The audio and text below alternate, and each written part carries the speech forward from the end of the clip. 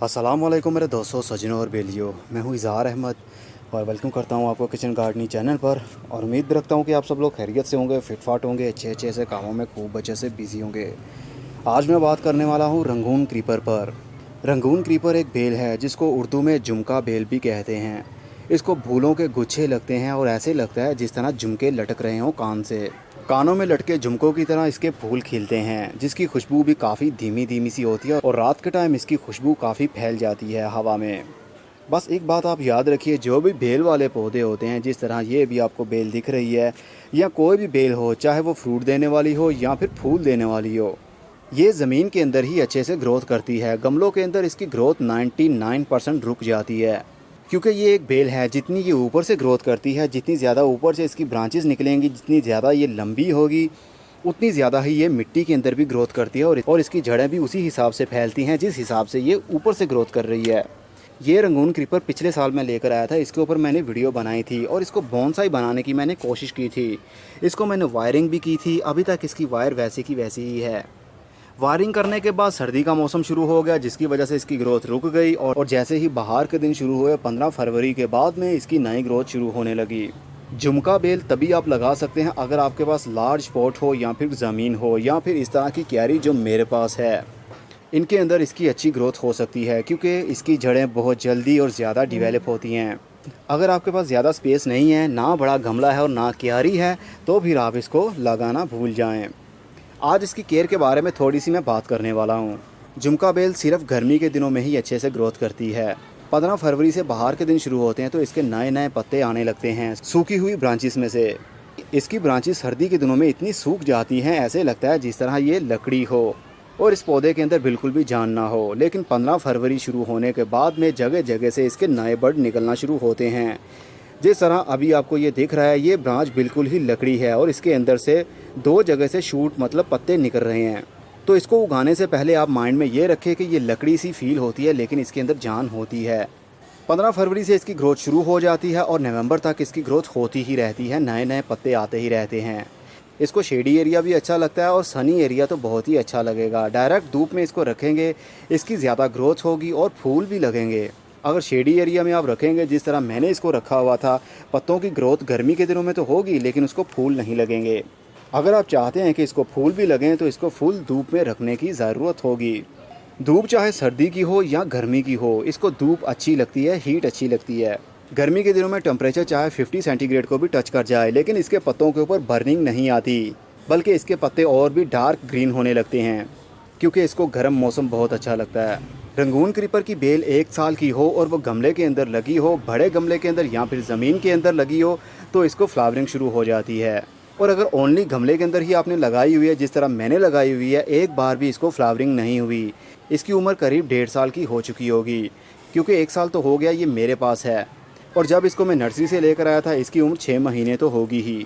तो अभी तक एक भी फूल नहीं लगा। उसकी रीज़न ये है कि इसको देखिए, एक मैंने 7 इंच का गमला दिया हुआ है और इसकी रूट्स देखिए किस तरह बाउंड हो रही हैं। इसको मैंने ज़मीन के ऊपर रखा हुआ था शेडी एरिया में, तो इसकी रूट्स नीचे से निकली और ज़मीन के ऊपर ही फैलने लगीं। और इसकी बहुत बार मैंने हार्ड प्रूनिंग भी की है, मतलब ये ब्रांचेस बहुत ज़्यादा लंबी थी, करीब 12-13 फुट की ये लंबी बेल थी, तो इसको मैं काटता ही रहा इसलिए कि इसको बोनसाई की शेप दूँ।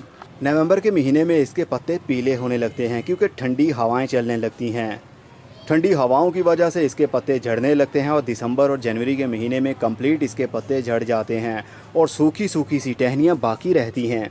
और इतनी टहनियाँ इसकी सूख जाती हैं कि इसको थोड़ा सा बैंड देने पर भी ये आराम से टूट जाती हैं। लेकिन जैसे ही बाहर के दिन शुरू होते हैं 15 फरवरी के बाद में इसकी जगह जगह से दोबारा से पत्ते निकलना शुरू होते हैं और इसको फ्लावरिंग शुरू हो जाती है मार्च के महीने से, जो कि कंटिन्यूली नवंबर के महीने तक होती ही रहती है।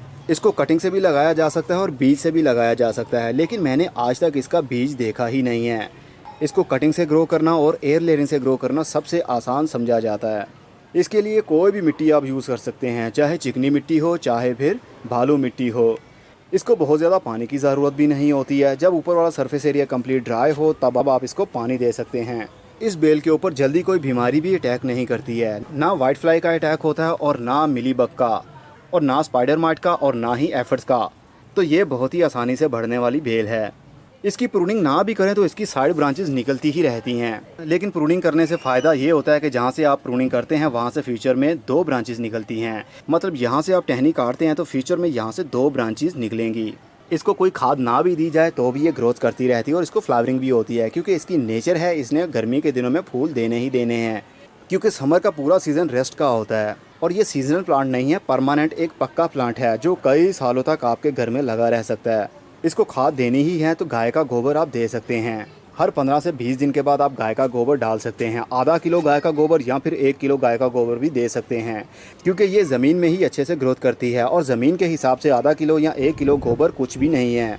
ज़मीन में लगी हुई ये बेल, इसका 6 इंच का एरिया डायामीटर में छोड़ दें और गुड़ाई कीजिए। और गुड़ाई करने के बाद थोड़ी सी मिट्टी निकाल लीजिए और उसके अंदर गाय का गोबर भर दीजिए जो डिकम्पोज किया हो, ड्राई खुश्क हो। भरने के बाद दोबारा से ऊपर से मिट्टी से उसको कवर कर दें और पानी दे दें। इससे पौधे की ग्रोथ ज़्यादा बढ़ती है, पत्तों का कलर डार्क होता है। गाय के गोबर देने से फूलों के ऊपर कोई भी इफेक्ट नहीं होगा, मतलब फ्लावरिंग ज़्यादा नहीं होती गाय के गोबर यूज़ करने से। गाय का गोबर ज़्यादातर बूस्ट करता है उसकी ग्रोथ को और उसके पत्तों के कलर को। फोटोसिंथेसिस का अमल भी काफ़ी तेज़ी से बढ़ता है, क्योंकि रूट्स को जब नाइट्रोजन मिलेगी तो पत्तों का रंग डार्क होगा, और जब पत्तों का रंग डार्क होगा मतलब ग्रीन होगा तो सूरज की रोशनी से वो ज़्यादा तेज़ी से खुराक बनाएंगे। इस तरह ये बहुत जल्दी ही बढ़ती है। इसकी हार्डवुड कटिंग लें तो ज़्यादा अच्छा रिजल्ट मिलता है, और वैसे भी ये हार्डवुड ही रहती है। जिस तरह इसकी नई शूट आप देखें तो ये ग्रीन है और आहिस्ता आहिस्ता आगे होती हुई और भी ग्रीन होती है। बिल्कुल सॉफ्ट वुड कटिंग नहीं होती इसके अंदर थोड़ा सा वुडीनेस भी होता है।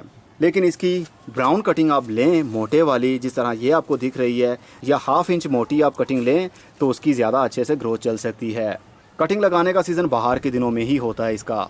15 फरवरी को आप इसकी कटिंग लें और उसको लगा दें और उसको कवर कर दें किसी पॉलीथीन बैग के साथ, ताकि उसके अंदर जो मॉइस्चर है कटिंग के अंदर वो उड़ ना पाए और इसकी जल्दी ही शूटिंग शुरू हो जाए। तो मार्च के महीने में आप उस कटिंग को शिफ्ट कर सकते हैं किसी गमले में या फिर डायरेक्ट ज़मीन के अंदर भी। होपफुली मैंने सब कुछ बता दिया होगा इस बेल के बारे में। अगर कोई सवाल रह गया हो तो आप नीचे कमेंट बॉक्स में भी पूछ सकते हैं। अगर आपने कोई सजेशन देनी हो, आप क्या यूज़ करते हैं अपनी इस बेल के साथ, मतलब कोई खाद देते हैं या कोई स्पेशल फर्टिलाइज़र है, तो आप वो भी कमेंट बॉक्स में बता सकते हैं, ताकि सभी रीड करने वालों को उसका फ़ायदा हो सके। अब मैं चलता हूँ, खुदा हाफिज़, good bye, see you and tata, और अपना बहुत सा ख्याल रखिएगा।